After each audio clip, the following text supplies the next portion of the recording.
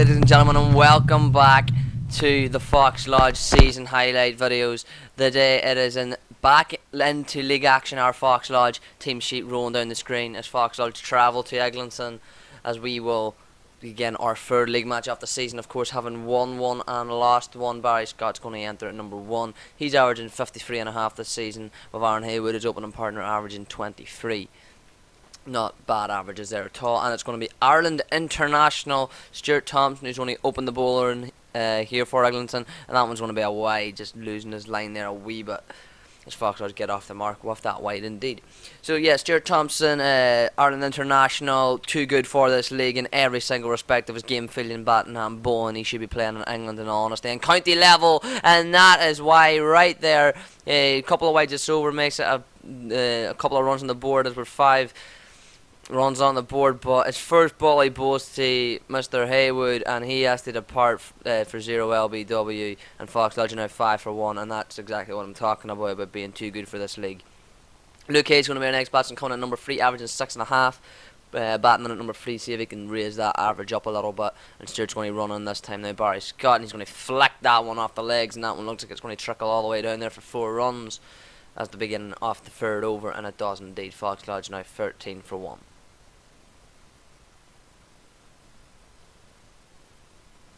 Stuart Thompson going to run on now again. It's going to be the final ball, I believe, off the third over, and that one's going to come in. And look, oh, it's went straight through everyone. It's a big appeal, you know. And they're thinking, wee bit, Luke did back away from it a wee bit, I'm not too sure. And if it was my opinion, I'd say it probably came off his body, especially after being there and recording the game. I do think it came off his body, but it easily could have came off his bat onto his body. I'm not totally sure. But the very next ball comes in, 7th ball over. Of course, there was a wide in there, and that's been a wonderful shot from Luke, just on the front foot, head over the ball, and just punches it straight through cover for 4 runs. Just transferring his weight beautifully there, Luke. Just great position to get himself in. We're going to move on now. The 5th over, one of the final balls off the over. Fox Lodge at the moment 21 for 1 as Stuart Thompson runs on. And that was, it's been dropped. He's been put down. He dead edged that one now. And the keeper's put him down. I think it's a young Northwest Warriors under 17 keeper. I think his name C.A.R. He's put the man down, put Luke down there, and Stuart Thompson's not going to be happy with one bit, but he's going to have to get on with it and move on. Jay Miller now coming in from the other end. He opened the ball, but he's going to come in here. It's going to be a bouncer, and Luke's edged that one, and he takes this one easy enough. Does the keeper, and Fox Lodge now 24 for 2. Luke, the last man out for 9 at the halfway mark of the 6th over, and Luke has to depart. But now we have the big man, Sibo Cheeky, coming at number 4, averaging 30.5 this season so far, which isn't a bad average at all, but he'll be looking to increase that Sibo to around the 50 mark this season. Bowling wise this season, he's not been like his self last year in terms of his bowling, but his batting's been probably up there just as well as it has been. As now we're going to see Stuart Thompson run on, and that one's just a big volley, and that's going to get through. The man can't get down, and it looks like it's going to go all the way to the boundary, and it will do. So great shot from Barry Scott there. It's a wonderful textbook shot, just headed over the ball, didn't panic when he got the full toss, he just made sure it went to the boundary. 32 for 2 now at Fox Lodge. I see Mr. Miller running in now. It's going to be the end of the 8th over. He's going to bowl that one to Sibo, and it's a full toss, and Sibo's again didn't panic at all. He just waits for it and just flicks it off his body, and that's going to run all the way down there for 4 runs. As it? No, it isn't. It's going to be well fielded from that man out there, but they're going to get back for 2. So well ran from the boys, and that's going to be the end of the over. Fox Lodge now 36 for 2 off the 8 overs. Going to be a change of bowling. It's going to be A. Miller coming in now from the other end. I do not know the relation, but oh, that looks like a chuck. But oh my God, he's taking it, and that's a spectacular catch.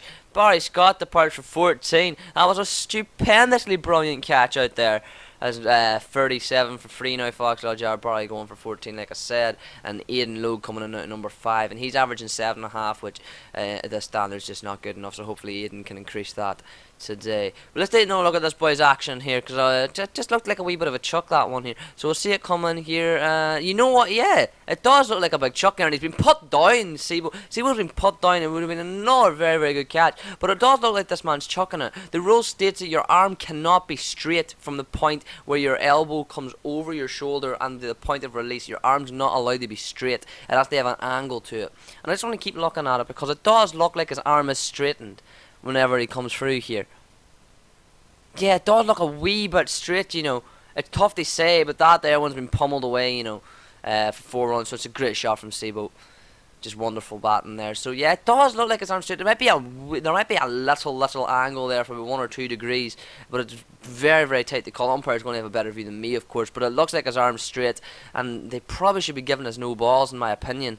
But of course, I am going to be a little bit biased, as that one's been a wonderful shot from Aiden for 4. So hopefully he can take that as a wee bit of confidence building, and he can move on as Fox Lodge pass on the 51 for 3 now with, of course, Sebo and Aiden at the crease.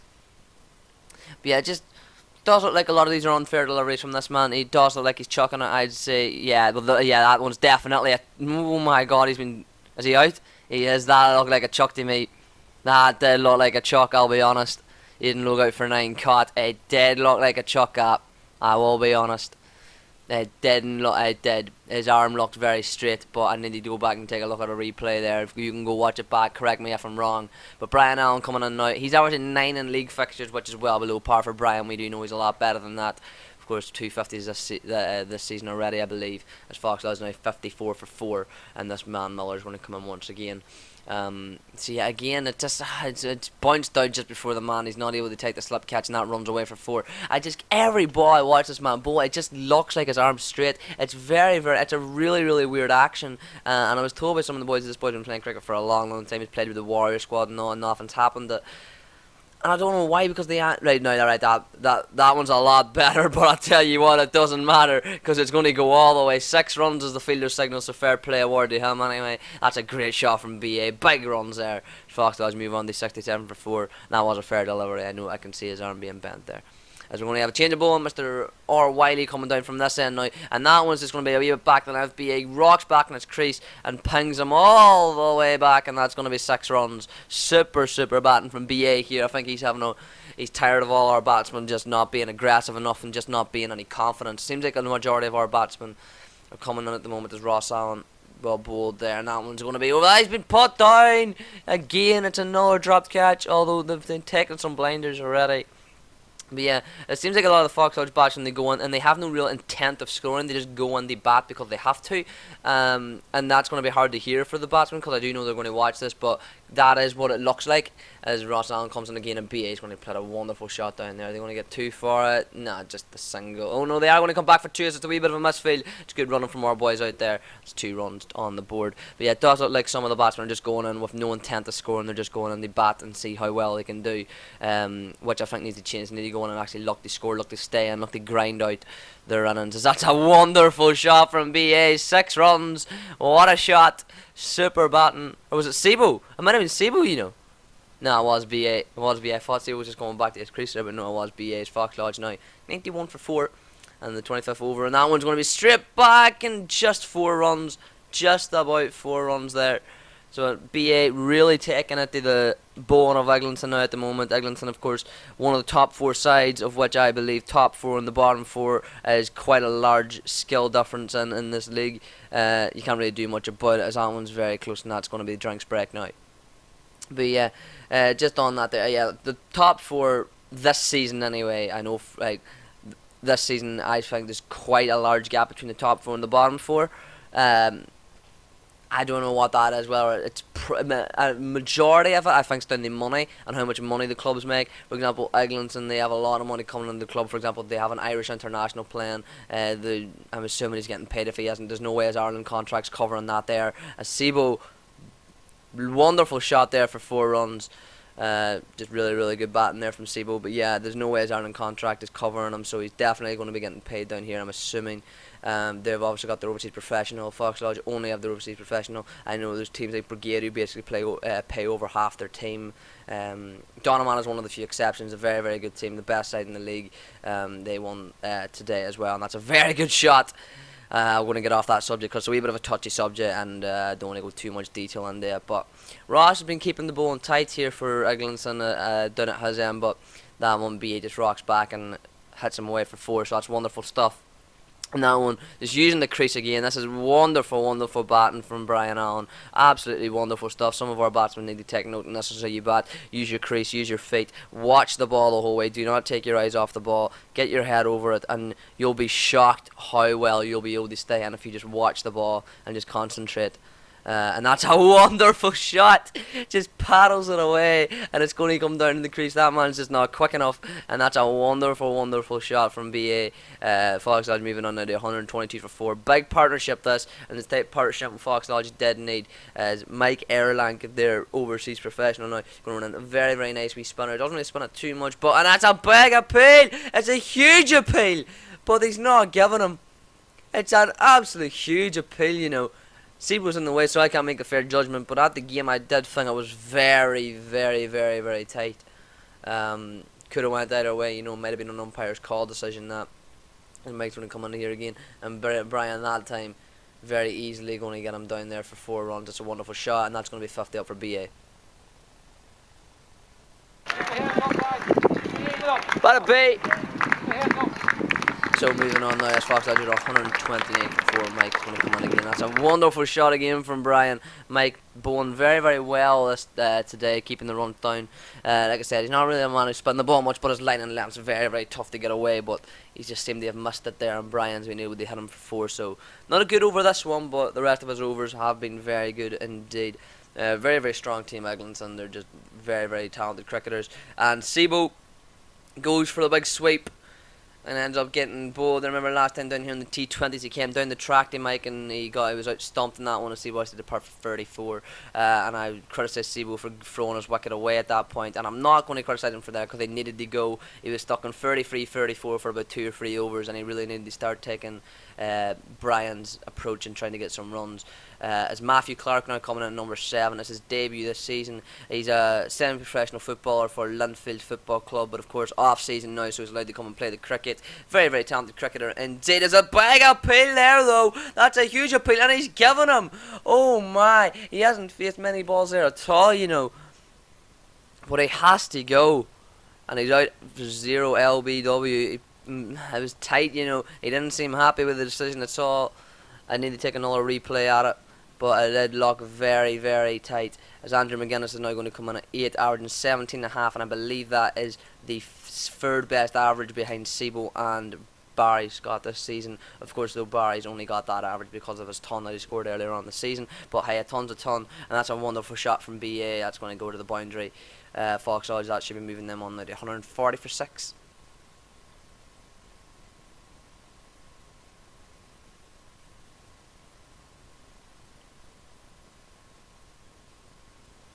So the next ball, it's going to be the very next ball, the over 2. The looks of it, just trying to get the field set, and then beat Brian. Did another lock as Mr. Wiley's going to come on.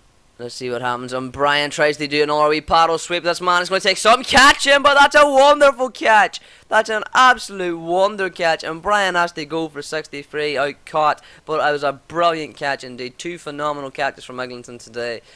Jimmy McIntyre coming in now at number 9. Down the order just because of the Fox was keeping extra batsmen, and because of course Jace unable to play today. Still hasn't played a league match this season. Of course he would have played today, but he had other commitments. Of course, you've seen there Jimmy averaging 5 as well, and it's going to be his counterpart Jimmy Miller running in to bowl, and Annie McGuinness on strike just clobbers him straight back down the ground. You don't want to bowl a half volley there, mate. Come on, what are you at?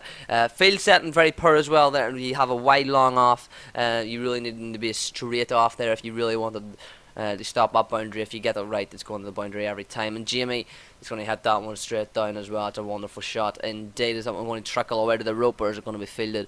I think that's away to the rope. It is indeed. So good shot there from Jimmy McIntyre.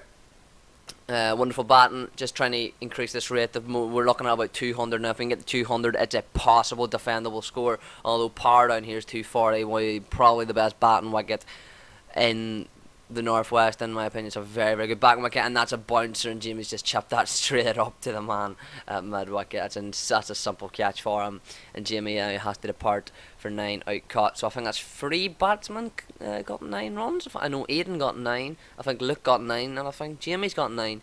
So 3 batsmen getting 9 runs as Adam Walker comes in at number 10. He's averaging 8 runs this season. You could argue why he's in behind Jimmy whenever he's averaging more, but that's just the way the Brian selected his 11. As Walker comes down the track, and that one's going straight up. It's going to be Mike Erlang under. You'd expect him to take this, but it's a tough catch, and he's put him down. It's a tough catch, but for an overseas professional, he probably should be taking that as an overseas professional, although it is a very, very tough catch. But yeah, I would have expected him to take that. And that one's going to be a big full toss from Ross Allen and McGuinness. You don't have to ask him twice. That's going. I think one of the Eglinton boys as well is saying maybe just throw him up one and see if he bites at it. And I just said, you don't bowl full tosses, mate. Yeah, don't bowl them because they're going to go. And what happens? He went 170 for 8 now, Fox Lodge, and let's see what Ross does now. It's nearly another full toss, but it's a wonderful shot from McGinn. It's going to go all the way down there, and it's going to. Is it get free the man? No, it didn't. 12 fielded, but they will come back for 2 here, Fox Lodge, and that's just a wonderful bit of batting indeed. Now 172 for 8.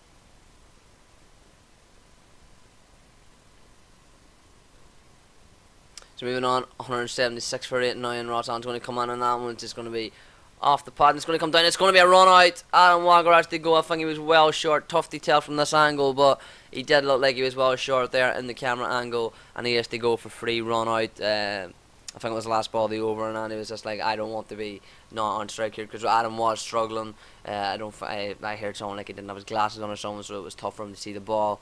As Gareth Haywood now coming in at number 11, averaging 0. Of course, it doesn't really matter too much about your number 11, what he's averaging, because you don't expect him to get runs. And that one's going to be down the track, and Andy, straight over the top. That's wonderful batting. 4 more, so Andy's providing big time resistance here. Fox Lodge now 180 for 9. Stuart Thompson, the bowler, bringing himself back on. The thing I believe is captain. He should be captain anyway. He's definitely by far the best player on the pitch today, and that one is just gone a long way back. That's over that's into the tree. That's up in the top tiers of the tree too. That's a great shot from Andy McGinn. It's absolutely wonderful stuff. Every bowler other than Ross Allen, of course, picking up a wicket today so far. He'll be looking to wrap this innings up though. Fox Lodge trying to get to that 200 mark.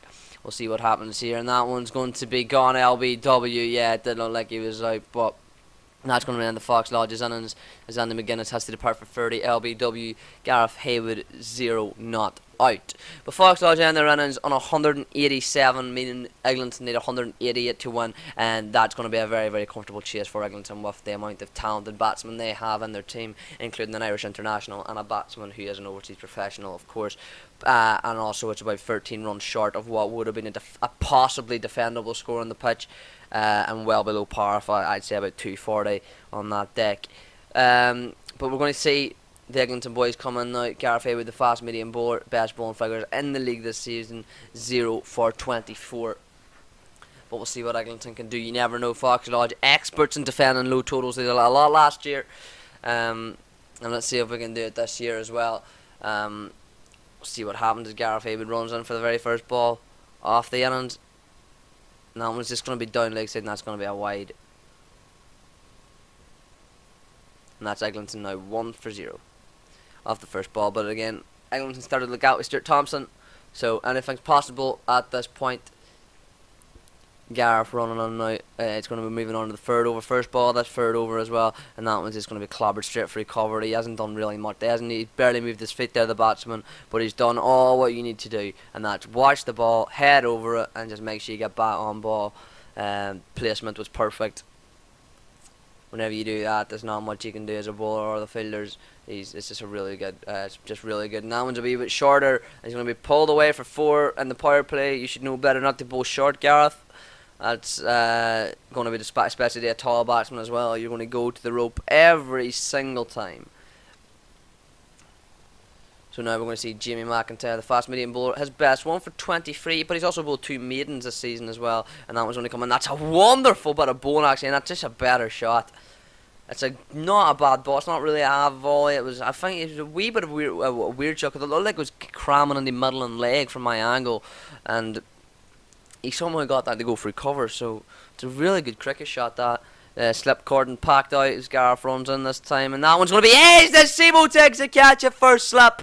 Ross Allen has to depart for 11.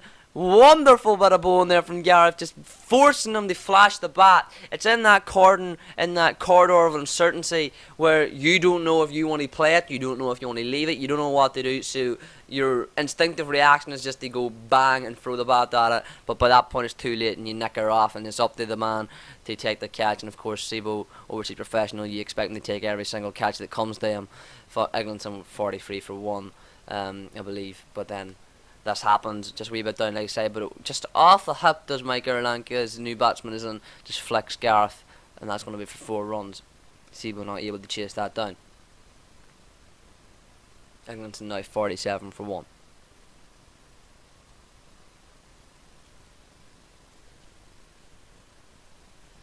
So moving on to the 10th over, Eglinton 54 for 1 now. Jimmy McIntyre runs, and that's a full toss. That's going to go to the boundary. Easy.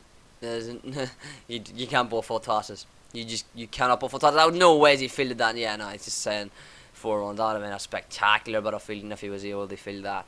Wonderful stuff. So Eglinton 58 for 1 now. Very good run rate from them. They haven't even had 10 overs in yet. They're going to be going over at 6 and over. And Fox Lodges was about just under 4 and over. So that wasn't great. Oh, and it's been dropped. Well, not really dropped because Barry couldn't get his glove to it. But I think he took a step to his left there from where the ball was and it came back. It would have been crucial that he took that. You know, if he would have took that catch, that would have been very, very tight. The Cebu comes on, having a 4.2 economy in the league so far. Let's see how he does. Straight away, just being pummeled away for 4. Although we are over halfway through this over, so it's the first time he's went for runs this over. So now moving on to 76 for 1. But yeah, if Barry was able to get his glove to that and take that catch, that would have been a crucial turning point, and anything could have went from that point now. But this batsman now, it seems like he's going to have a lot of luck going his way. Adam Walker, fast bowler, best 2 for 93 at 7.8 economy in the league, and he gets keeping that up, that 7.8 economy there, as he gets banged for a 6 straight back. That's going to be the end of that over.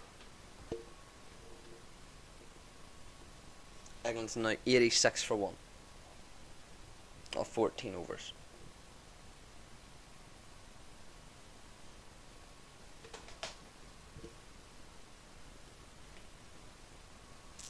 So moving on now to the 17th over, as that one's just in the slot.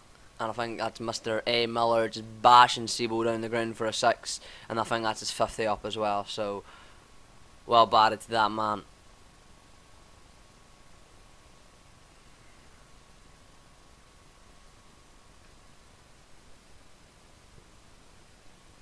Does that move Eglinton over the 100 mark? We're going to have to see here now. Just now, yeah, it does. So 114 for 1 at this point. Luke Hayes coming on. It's his debut bowling in the league for this year, and it's not started well to get hits for a 6. He's already bowled 1 over before this, but this is going to be a second over coming on. And his first ball off this over gets hit for a 6 into I don't know what the building is over there, but Luke's going to have to come in here now for the second ball off his over. And let's see, does he go for another boundary here? I tell you what, yeah, it's just rocked back to the length a wee bit on the slower side. He is the medium pacer, trying to take the pace off the ball, see if it does a wee bit of damage. Unfortunately not, as he goes for 6 and then 4, and that's not a good start. 10 from the over and 2 balls already. Eglinton now 124 for 1. Ross on the last man out with 11. 20 overs gone. This is the 21st over off course. Third ball, so it's the very next ball as well. 10 from it already, and I tell you what, slot it again on that 6 more. 16 from the over and 3 balls. This is just calamitous. Eglinton are loving life now. Andy Miller's taking the long handle, and it's 130 for 1 now. Our Eglinton, just wonderful, wonderful stuff from them. As Aaron Haywood's going to come on here. He's a best of 2 for 51 with 2 maidens at a 4.9 economy. Probably Fox Lodge's best bowler if you go by stats. And that one's just going to be sort of roughed away out for the out the boundary out there. So unfortunately, Aaron seems like he's not being able to do too much with the ball either, which really just shows how talented this Eglinton team is. Whenever they're finding it incredibly easy with the bat, they fielded pretty well. They bowled phenomenally to be able to restrict us. I would say it was more that they were good than we were bad today at the office, as Walker comes in and that's just too short and he gets banged again. It's just a wonderful bit of batting, because you still have to execute the shot at the end of the day. It's just a really good bit of batting, but then again, you'd expect that from an overseas professional. 143 for 1. 145 for 1 we're moving on to now.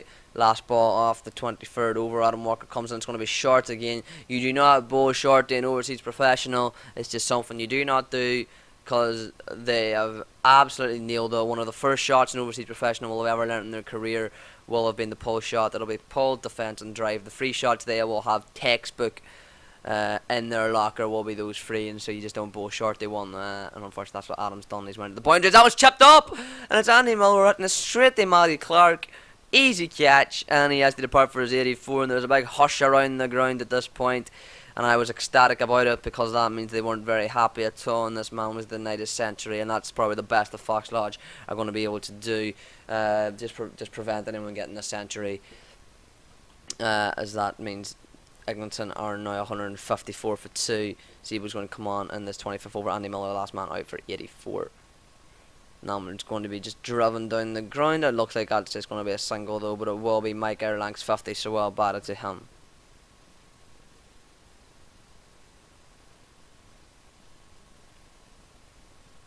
Yes, so well batted to Mr. Mike.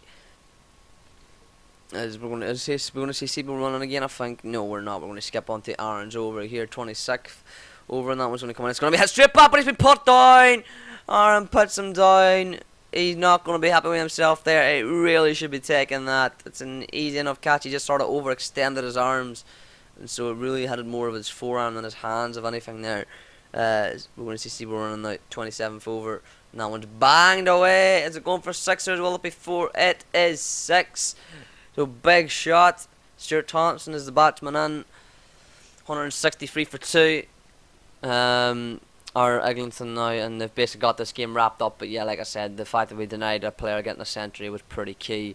I want to see Aaron running now. 28th over, ball number 4, and Stuart Thompson's just going to sweep him away. I think it's going to be 6, you know, because Jamie's just really not coming over to get it too much. But they're moving on to 179. It was 4 actually, so 179 for 2. Jamie McIntyre going to run in here now at this point, and that one's going to be flicked away for 4. And I actually think I have the scoreboard wrong at this point, guys. I do apologise. It should be 180, as you see. Actually, I don't know if you can see that, but yeah, it's 186 they were actually on. So I do apologise for that. The scoreboard is a wee bit wrong. So they were on 186, so they ended up on 190.